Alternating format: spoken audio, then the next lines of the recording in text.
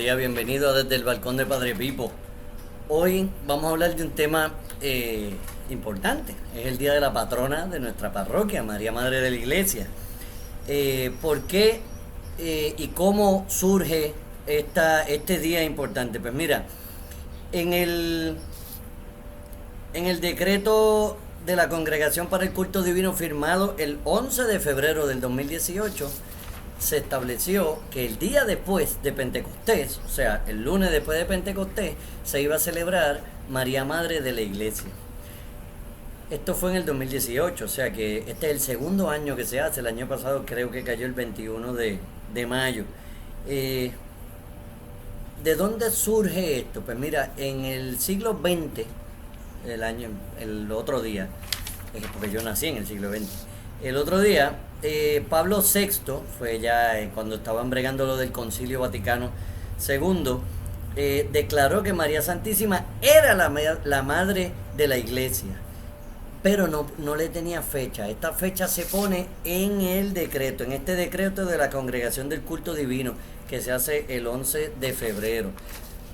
¿Cuál es la importancia de este día? Pues la importancia, tenemos que remontarnos primero a la cruz, a la crucifixión de Cristo, cuando Jesús le entrega a Juan a su madre, que le dice: madre, ahí a tu hijo, hijo, ahí a tu madre.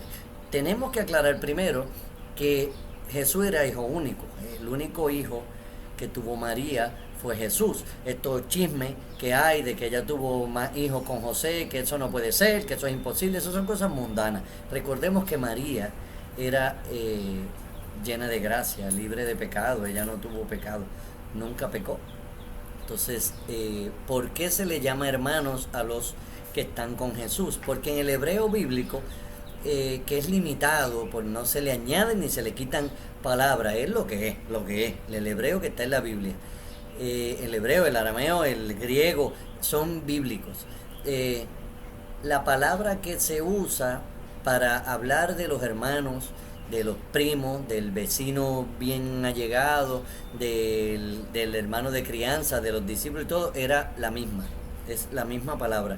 Al ser la misma, pues no hay forma de distinguir en una oración, pero sí lo hay en la forma histórica. Por ejemplo, Juan, que estaba en los pies de Jesús en la cruz, que es el discípulo amado, que se entiende porque en el último capítulo, en la conclusión del capítulo de Juan, lo dice, que Juan pudo haber escrito muchos libros más, pero que no cabrían en el mundo si se escribiera todo lo que se escribió de Jesús. Juan era hijo de María de Salomé y también era hijo de Zebedeo, o sea, tenía padre y madre. Y los hijos de Jesús, la madre de Jesús era María y el padre era Dios, y por adopción José. Por eso es que se entiende que es hijo único. ¿Por qué se lo entrega? Pues culturalmente lo tenía que entregar para que María no quedara desamparada. Una mujer sin esposa y sin hijo, viuda, que quedaba desamparada. Pues Juan promete: me la llevo para casa. Ese es el momento en que María se convierte en madre de la Iglesia. ¿Por qué de la Iglesia? Porque de ahí es que nace la Iglesia. Y en ese momento es que nace la Iglesia, los cristianos. Entonces, al entregársela a Juan, que es el discípulo que más duró, que más años vivió, se convierte en madre de la Iglesia, en madre de todos nosotros. Entonces, esto es importantísimo porque ya tenemos una madre divina a quien rezarle. María es nuestra intercesora, no es, ella es nuestra mamá, o sea, no es nuestra madre biológica, pero es nuestra madre. Y esto es importante saberlo, muy importante saberlo, porque ¿por qué hacemos el rosario? No lo hacemos porque me lo enseñó mi abuelita. Sí, pero ¿a quién se lo rezamos? A María, y a través del rosario nosotros vamos al cielo. O sea, a través del rosario nosotros tenemos la gracia, nos llenamos de gracia. Y por eso es que no solo a través del rosario, es una de las vías. María intercede por nosotros para que nosotros vayamos al cielo. Y esto es importantísimo. Por eso hoy se celebra, tenía que tener un día donde se celebrara María Madre de la Iglesia.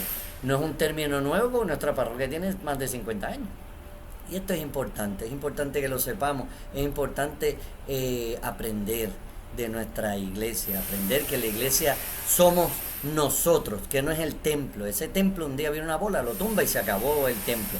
Pero la iglesia somos nosotros, y ahora en la pandemia lo sabemos más que nunca, que estamos más unidos que nunca, que tenemos iglesia, la iglesia doméstica que es en nuestra casa, y tenemos que tener a María como centro de nuestra iglesia, no como centro, perdóname, Cristo es el centro, como centro de nuestra casa, con Cristo, con la Trinidad.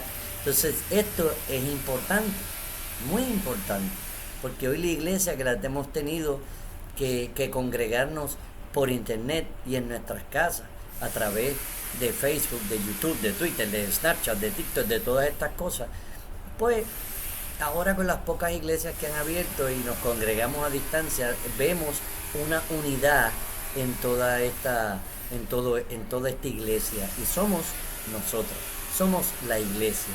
María es con Jesús y con la Trinidad, debe ser el centro. ¿Por qué? Porque María es nuestra mayor intercesora, es la madre del Redentor. Entonces, a través de ella nosotros podemos llegar a Jesús. No es la única vía, pero es una vía estupenda.